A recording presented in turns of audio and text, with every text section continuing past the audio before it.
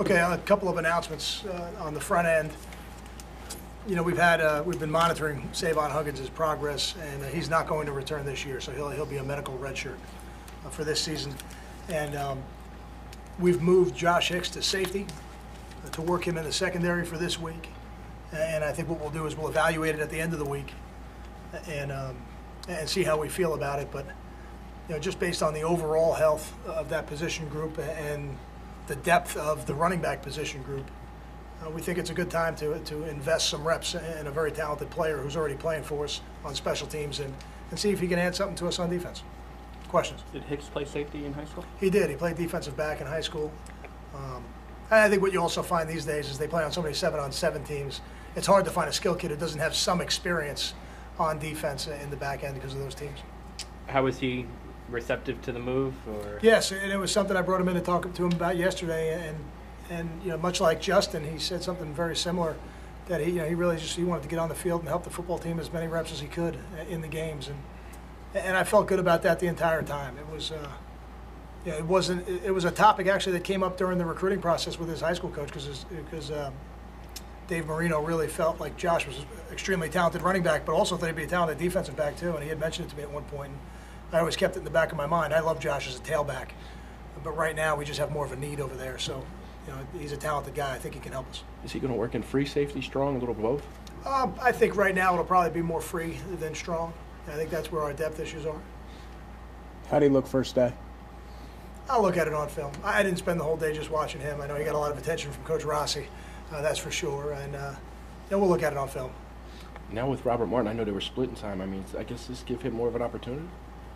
It certainly does. He's going to get more reps because of it, that's for sure. And I think it puts a little bit more on Robert because now, you know, if there is a reason to play a third back, we know who the third back is going to be. It won't be a running back by committee back there. You know, he'll be the next guy in the game. With Savon shut down now and PJ obviously shut down too, how much does it help the younger guys just to have those two in the meeting rooms pretty much at all times? Yeah, it's helped the entire year. I think Savon has done a phenomenal job of mentoring these two young running backs, and now it'll be one that's left in there, and PJ has added to that since his injury. It's always good to have somebody to speak to who's been in your shoes, who's had to play as a freshman, and has been through that process because it's a complicated thing to play a lot of football as a true freshman. I know it's a long way off, but would the expectation be that Huggins would be back here next year? Yes. Yeah, my expectation is that he'll be back here next year. Kyle, for a young offensive lineman, how important is it for them to have their bodies molded before they can start to see time on the field, if you know what I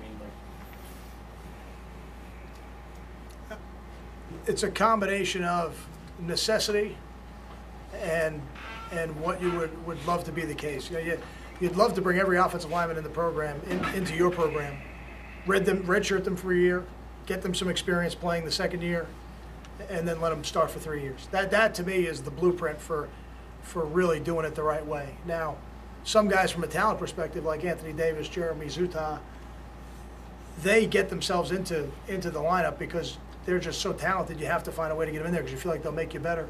At other times, younger guys may play out of necessity. Would I love to have the opportunity to have them work with Coach Cole for 2 years? I would love it. It's not always what you're able to do. At the midway point, have you seen all the true freshmen who are going to play, or are you still evaluating that this week? I don't anticipate anybody playing who has not played, but I would reserve the right to change that because you have a couple guys to turn ankles in one game, and all of a sudden now you need somebody to play. And everybody in the program right now is focused on being 1-0 in our next game, and that's our priority, and that's the most important thing. Todd, does the bye week give you an opportunity to get a longer look at some of these third and fourth team guys, and is that something you plan to do all week? It does. You saw some stuff at the end of practice today with the younger group, and it's a great opportunity for us.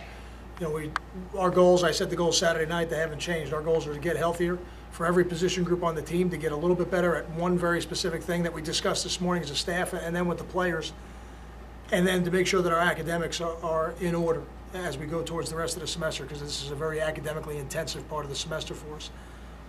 The other nice part of doing that is when the varsity, for lack of a better term, comes out and practices, we send them in to lift afterwards. Now we as a coaching staff have some time to spend with the guys that aren't playing or aren't playing a lot, because there were a couple guys out there that are helping us on special teams that got to run probably about 18 to 20 plays today, and we're going to do that Tuesday and Wednesday and Thursday as well, and maybe scrimmage a little bit on Thursday. And it's a great opportunity to kind of check where they're at this point, and also to improve them. Because I said to that group, there's going to be somebody in that group that's going to help us win a football game this year. I just don't know who it is yet, but this week will help us determine it a little bit. Go ahead. How do you manage the QB reps this week? Do you give Chris a few more and give Gary some rest, or do you do anything differently in that? We're not practicing enough to worry about the rest part of it. I think, we've had a couple days off. We're going to go Tuesday, Wednesday, Thursday. Then they'll have Friday, Saturday off, and we'll come back Sunday. So I think from a rest perspective, they're in pretty good shape. I think just by virtue of the way we're going to practice, I don't know that Gary will get less, but Chris will get more. We'll run a few more team plays this week to make sure he gets a little more work. From a run game perspective, do you need to be more productive against Big Ten competition? The answer is yes, but I think the other side of that answer, and this is something Ralph has talked about, we're always going to take what the defense gives us.